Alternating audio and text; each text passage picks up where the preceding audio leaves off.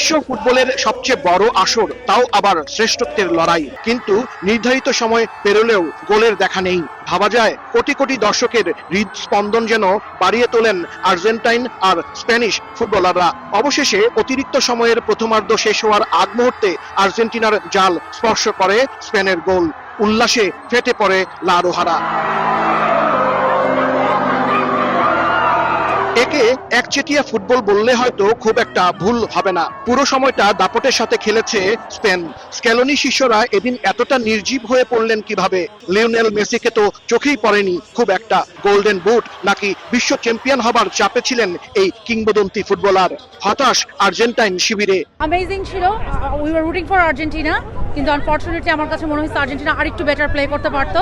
And স্পেনের উইনটা amazing. গেমটা অনেক ভালো ছিল, আমরা এনজয় করেছি। যদিও মেসি জিতবে আমরা সেটা আশা করেছিলাম, মেসি জিতে নাই, but Spain played beautiful football and football জিতেছে at the end. Amazing. Hemos sufrido, but amazing. The World Cup goes Spain! Amazing. I love them. It was amazing. The game was amazing. We have one sad and one happy supporter here. The sad one is behind there. It was an amazing, very defensive game though. তবুও বাংলাদেশে আর্জেন্টিনার ভক্তদের প্রশংসা করতে ছাড়লেন না তারা। Hey, the Bangladesh people, I love you. Thank you. Hey, vamos, vamos.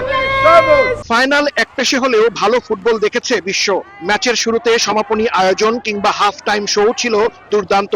উত্তর আমেরিকা আর ইউরোপীয় ফুটবলের নৈপুণ্য, সেই সঙ্গে Madonna, Shakira, Justin Bieber, BTS, জগৎ বিখ্যাত শিল্পীদের সুর মূর্ছনা, আর কি চাই। এবারের বিশ্বকাপের সমাপনী অনুষ্ঠানের থিম ছিল ভালোবাসা। গানে গানে সেই বার্তাই শুনিয়েছেন শিল্পীরা। যুদ্ধ বিগ্রহ আর অশান্ত অস্থির বিশ্বে প্রায় 1.5 মাস খানিকটা তা ভুলিয়ে রেখেছিল ফিফা বিশ্বকাপ। সমাপনী ফাইনালের থিম ভালোবাসা বজায় থাকুক বিশ্বজুড়ে, ছড়িয়ে পড়ুক পৃথিবীময়, এমনটাই প্রত্যাশা ফুটবল প্রেমীদের।